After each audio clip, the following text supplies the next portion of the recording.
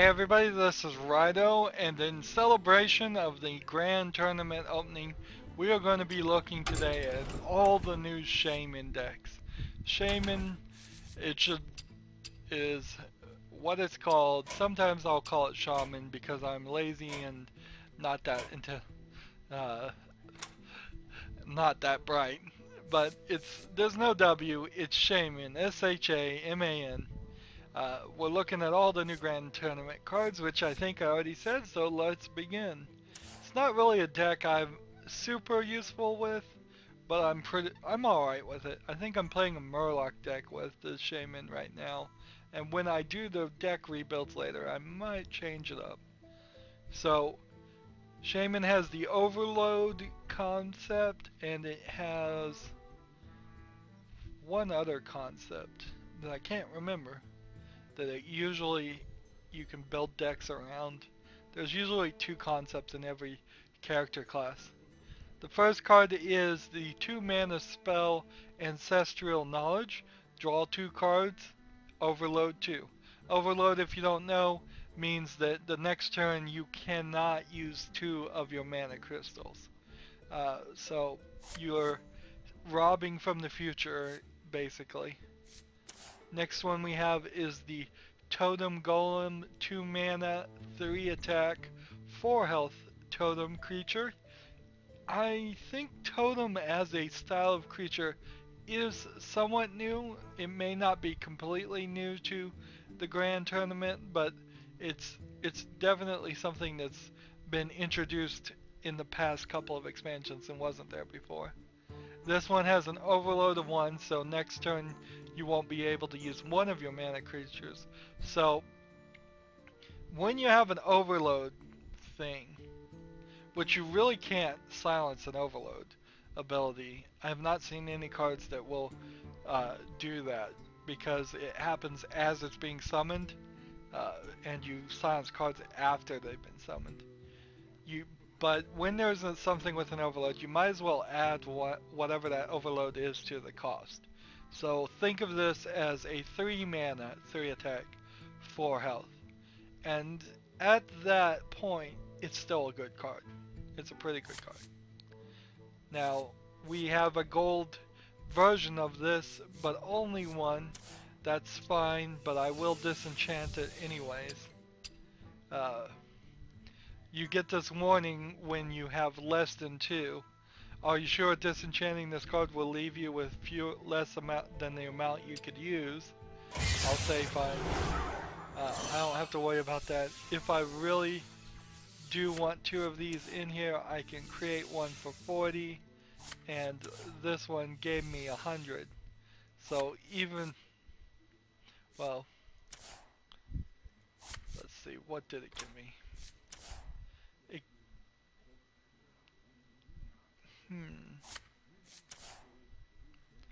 I don't know. I don't know what it gives me. I don't know how you make gold versions of cards that you already have. Maybe you can't. Maybe I'm destroying these gold cards and I'm never gonna get them back. Oh well. If that's the case, that's the case. Next card we have is Elemental Destruction, which is a 3 mana spell. Deals 4 to 5 damage to all minions. Overloads 5. Well, if you played this on the 3rd turn, you probably wouldn't kill that many creatures because I doubt your opponent would have that many. But if you play it on the 3rd turn, then on the 4th turn you wouldn't be able to do anything. If you played this on the 4th turn, on the 5th turn you wouldn't be able to do anything. If you played it on the 5th turn, then on the 6th turn you'd be able to summon 1 mana spell or creature. It is a high cost. This is effectively an 8 mana spell to do 4 to 5 damage to all creatures. I just don't foresee you'd ever make a deck where you would be getting into that situation where you needed to do 4 or 5 damage to all minions. All minions, by the way, not just all enemy minions. Your own minions too. So I think this is probably a bad card. And we're having a little bit of visual glitch here where the picture doesn't want to stay. Uh, this has been in Hearthstone for a long time when you start pulling out, looking at cards in this collection thing that they won't show up. But so far I haven't really had a problem with it, and so hopefully it doesn't happen too often. Next card we have a 3 spell called Healing Wave. It restores 7 health and then reveals a minion in each deck. If it costs more, restores 14 instead. So this is another Joust thing, and I believe this is the first spell card that uses the Joust concept. This is a great card though. Absolutely wonderful card. For 3 mana, at least 7 health being restored, potentially almost a 50% shot that you would get 14 instead. That is a great card to have in your deck. Next card we have is the 3 mana, 3 attack, 2 health creature, the Tuskar Totem. It has a battle cry to summon any random totem.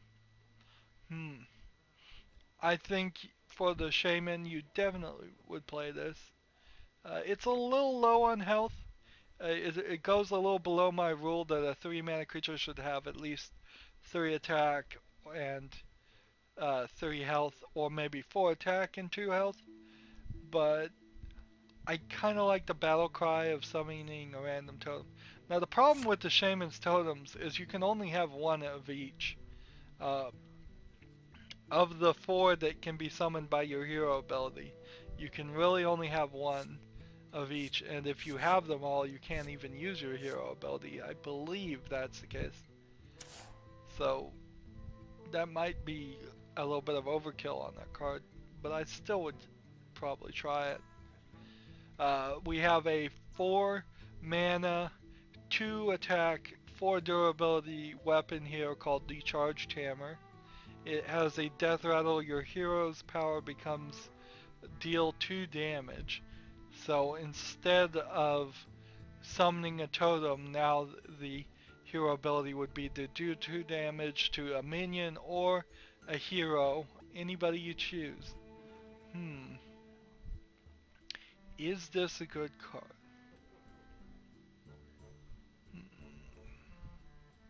I think it probably is.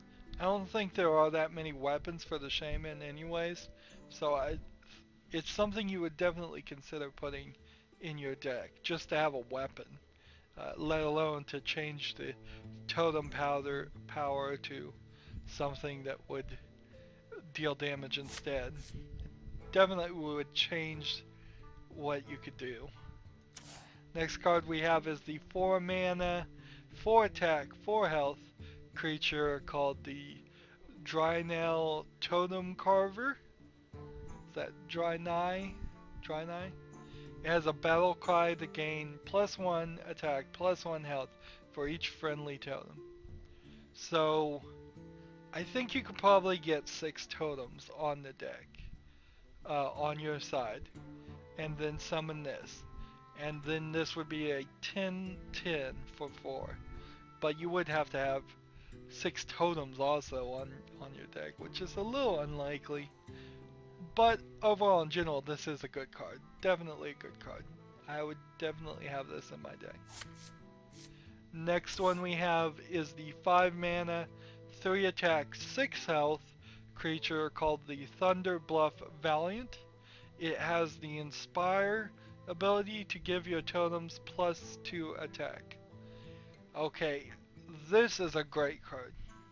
It's a little strange that this picture has him in like knight's armor ready to joust, and then instead of giving them a joust ability, they gave him an Inspire ability. That's a little strange, but I'm not going to really worry about it. But this is definitely a great card. It's not super powerful in its attack. It's a little low there. But if you summon this guy out, and every time you summon a new totem, you would be giving all the other totems +1. So you get this compounded increase going on, where totems that a lot of your totems don't have any attack at all. 2 of your totems are 0/2s. One of them is a 1/1.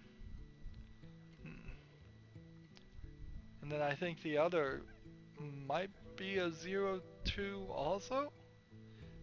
I don't remember. I know the one that heals all your creatures is a 0/2, and the one that has taunt is a 0/2, and I know one is a 1/1 and has no special ability, and then there's one that has a spell damage +1. I don't know if that's a 0/2 or a 0/1, but I know it can attack. Pretty sure at least. So definitely want to have that card in my deck. And finally, for our final Shaman thing, we have, let's see if we can, it's messing up. Notice how the picture's getting smaller and smaller. There we go. We have a 6 attack, 6 mana, 4 attack, 4 health creature called the Mist Caller. It has a battle cry that give all minions in your hand and deck +1/+1. That is a pretty awesome legendary card. If you could play this on your 6th turn, that means there would be potentially 24 other cards in your deck that would get +1/+1, including all the other minions that would be in your hand. Now it doesn't give a +1/+1 to anybody who is on the field. Because it could have just said, give all your minions +1/+1. But they probably needed to phrase that better too, because if you said give all your minions +1/+1, most people would think that just meant the ones that were on the field too. So I want to see somebody play this card and see if it really does +1/+1 to the people that are already on the field also. Anyways, though, this is an excellent card and you definitely would want to have it in your deck. So overall, nothing earth-shattering with the Shaman cards, but some general improvements. I think that's pretty good. Anywho, that's it for this episode. As always, I ask you to like, share, subscribe, comment if you want to, and watch every second of my videos. All that helps out. If you want to support me, you can click on my name, Rydo. On the right will be a blue button that says support this channel. And if you want to friend or follow me on basically any social media sites, there's a whole bunch of links down below. Thank you for watching. Have a good evening.